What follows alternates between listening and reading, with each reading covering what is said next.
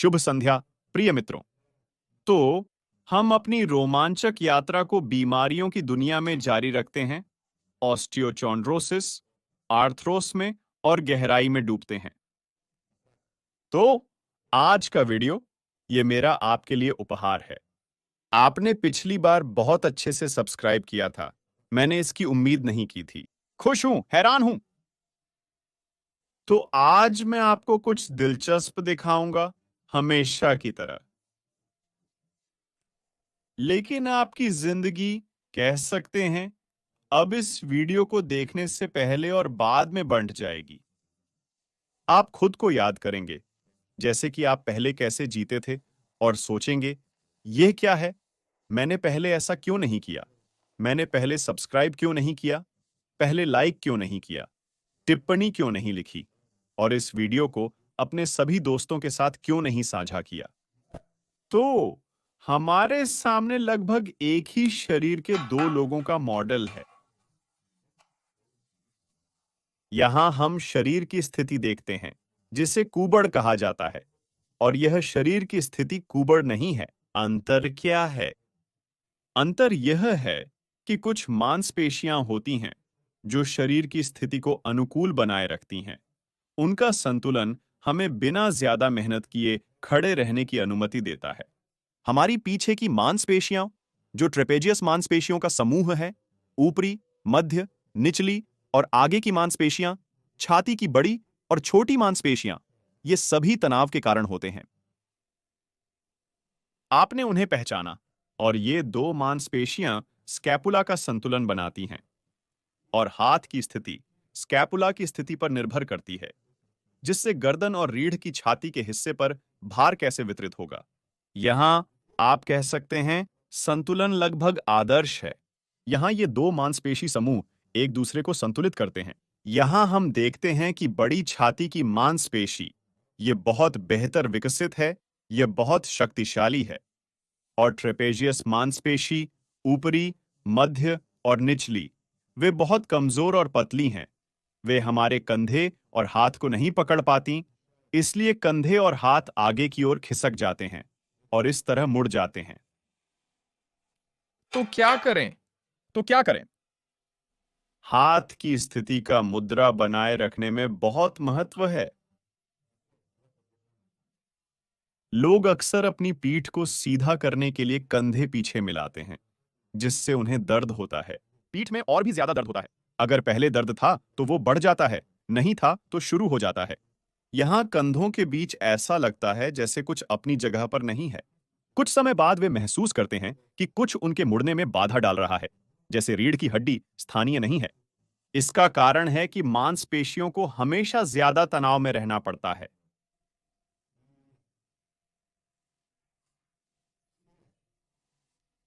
और सभी मांसपेशियां जो हमारे यहां कंधे और गर्दन के बीच होती हैं, उनका मुख्य कार्य हाथ का वजन सहारा देना होता है।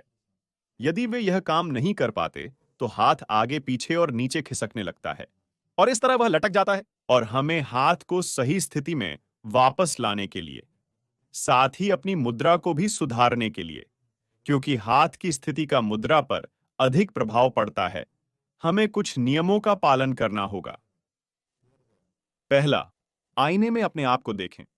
अगर देखा जाए कि हाथ इस तरह मुड़ा हुआ है, यह पीछे की ओर है, तो आपको हाथ को इस तरह से घुमाना होगा कि अंगूठा आगे की ओर हो। हम अगर आपके साथ हाथ इस ओर मोड़ें, तो देखें, कोहनी भी हमारी ओर देखने लगती है। और अब हर बार जब आप हाथ उठाएंगे, तो यह मध्य डेल्टॉइड मांसपेशी के अत्यधिक काम के साथ होगा, लेकिन इसमें सामने की डेल्टा मांसपेशी लगभग काम नहीं करेगी। इसके अतिरिक्त, अगर आप इस प्रकार हाथ रखने की आदत है, तो यह एक ही कदम में काम करना शुरू कर देगा। ये एक कदम में हिलेगी। थोड़े कोण पर देखिए। अंगूठा आगे देखने पर हाथ भी आगे पीछे हिलेगा। अगर यह आपके पीछे हिलती है, तो आपकी चौड़ी मांसपेशी, चाहे आप चाहें या नहीं, हर कदम पर काम करेगी। मध्य और निचली ट्रेपेजियस भी काम करेगी। वे कदम में भार प्राप्त करेंगे। अगर हाथ इस तरह से घुमाया गया है, तो कदम में गति थोड़ी इस तरफ होगी, और पीठ की मांसपेशियों के बजाय आपकी ऊपरी ट्रेपेजियस अधिक काम करेगी। जब भी आप अपना हाथ पीछे ले जाएंगे, यह आपकी ऊपरी ट्रेपेजियस और स्कैपुला उठाने की मांसपेशियों के छोटे भाग को बोझिल बना देगा, जिससे गलत स्थिति और बढ़ जाएगी। इसलिए सबसे पहले आपको हाथ को आगे की ओर अंगूठे से घुमाना होगा और यह सुनिश्चित करना होगा कि यह इस तरह से आगे बढ़े। लेकिन यह आंदोलन स्वाभाविक होना चाहिए, यानी यह किसी प्रकार की रोबोटिक गति नहीं होनी चाहिए। इस हाथ की स्थिति में और क्या कमी है? हाथ के हिलने से हर कदम पर आपको एक ओर से दूसरी ओर झुकना पड़ेगा, जिससे आप डगमगाएंगे। कभी कभी यह भी होता है, यह चक्कर आने का कारण बन सकता है, क्योंकि चलते समय संतुलन खो जाता है। क्योंकि सिर हर कदम पर इस तरह से हिलता है, चलना भी मुश्किल हो जाता है। संतुलन बनाए रखना मुश्किल हो जाता है। अगर हाथ ऐसे हिले तो समस्या नहीं, सिर हमेशा केंद्रीय रहता है। तो पहला यह है कि हाथ की स्थिति को बड़े अंगूठे से आगे की ओर मोड़ें और ध्यान दें, आप चलते समय एक हाथ को जेब में रख सकते हैं। हाथ की स्थिति पर ध्यान दें और जब वह आपके आगे हो और जब वह पीछे हो, हाथ को पीछे की ओर हिलाना इसका आगे की ओर हिलाने से अधिक महत्व है, क्योंकि हम अक्सर हाथों को आगे की ओर हिलाते हैं। केवल पीछे की ओर ही हम हाथों को हिला सकते हैं। यह वास्तव में कदम है, कदम के दौरान की गति। दूसरा यह है कि हाथ की स्थिति जब हम आपके साथ खड़े होते हैं, यहां उसके पास, सर्गेई के पास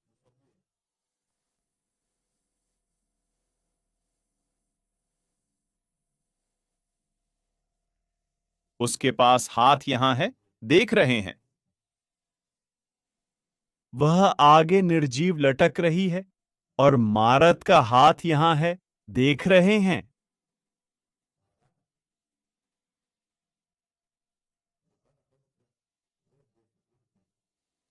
वह उसके पास नहीं लटकती, वह हमेशा टोन में रहती है।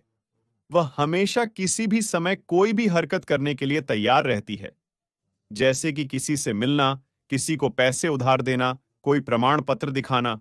और सरगेई के पास वह बस जैसे एक सॉसेज लटकती और हिलती रहती है, वह यह नहीं कर सकता। हाथ उठाने के लिए उसे झुकना, खींचना और खुद की मदद करनी पड़ती है। और इस व्यक्ति के लिए देखिए, सब कुछ 1 2 3 4 में हो जाता है और सरगेई के लिए 1 2 3 4 5 एक हाथ मुश्किल से उठता है। पहले से ही सांस फूलने लगती है। ऐसा क्यों? अंतर क्या है? क्योंकि मारत के पास देखिए, एक हाथ की गति है, यह यहां है और यह यहां से शुरू होती है। उसने पहले ही एक गति कर ली है, क्योंकि ये मांसपेशियां, वे पहले से ही काम के लिए तैयार हैं। वे तैयार हैं, उदाहरण के लिए, नए साल पर गिलास उठाने के लिए। पीना, खाना। नहीं, इसे काटना होगा। और सरगेई जैसे कि मुश्किल से सलाद में कुछ उठा रहा है और एक सो गया, पहले ही चेहरा गिर गया। अंतर क्या है? इसे कैसे सीखा जाए? देखिए, हम आपके साथ इसके लिए दीवार लेते हैं। साधारण दीवार इसके लिए उपयुक्त है और हम दीवार से लगभग एक पैर की चौड़ाई की दूरी पर खड़े होते हैं और अपने कोहनी रखते हैं। यहां पर कोहनियों को दीवार तक पहुंचाया और इस तरह से बस खड़े रहें।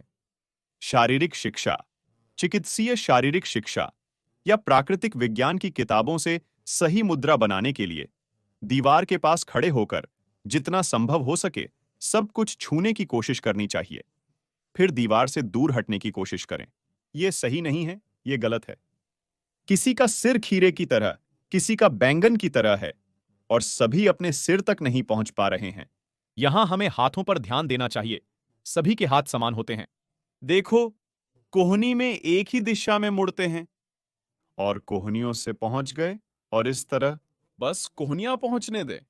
और इस स्थिति में खड़े रहें और जब कोहनियों से पीछे खींचें तो आपके कंधे, चाहे आप चाहें या न चाहें, पीछे चले जाएंगे। और इस स्थिति में बस शुरुआत के लिए खड़े रहें।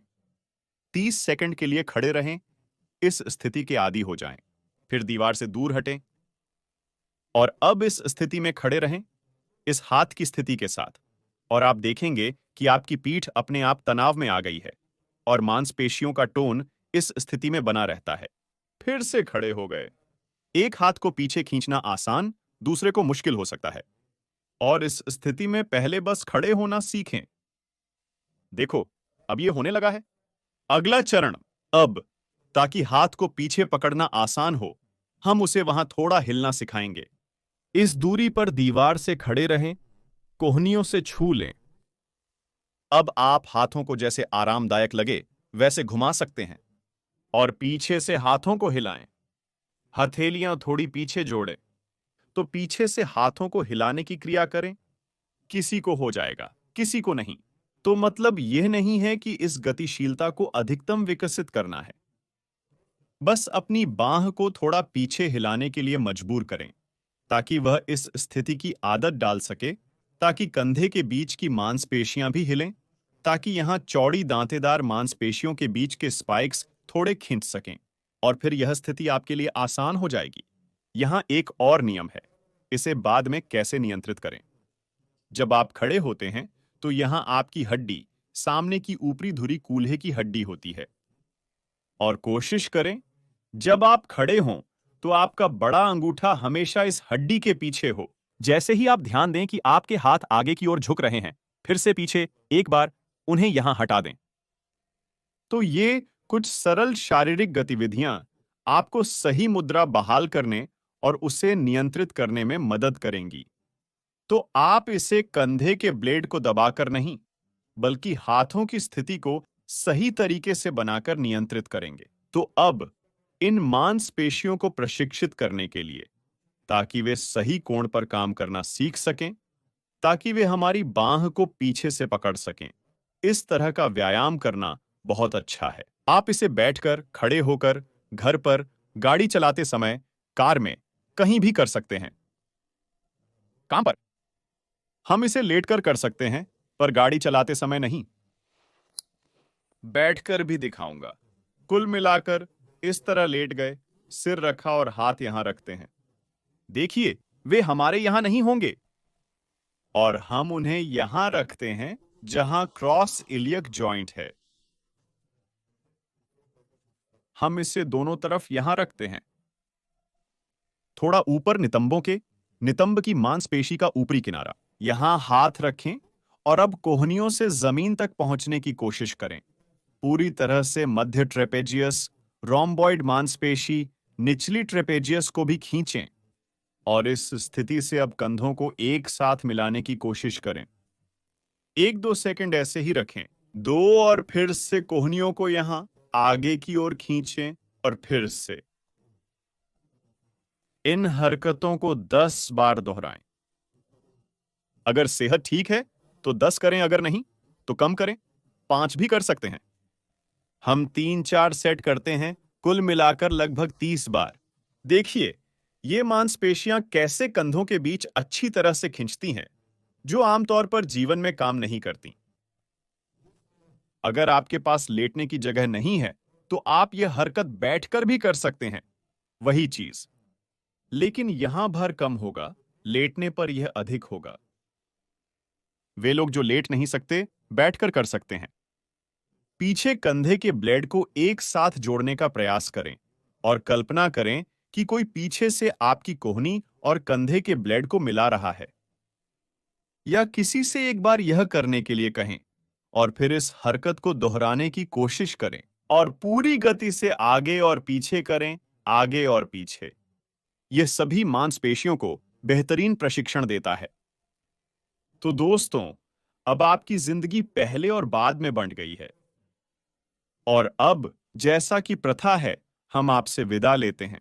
नई मुलाकात तक लाइक करें, टिप्पणियां करें, खेलों में भाग लें, माता पिता की मदद करें।